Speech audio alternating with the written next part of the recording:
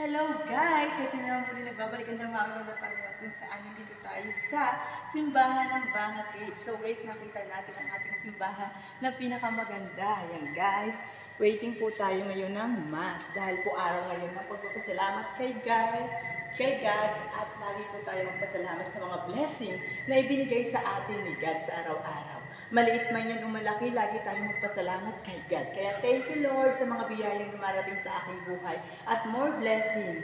Yan guys, maraming salamat God sa lahat po ng blessing. Dahil ngayong araw ngayon ng pagkabuhay, lagi tayong magpapasalamat kay God. Thank you Lord. Yan guys, naka-ready na po guys ang aming sisindihan para mamaya pagbasbas ng tubig at ng apoy. Yan guys, thank you for watching. The Mami Wanda Paniwan. Bye!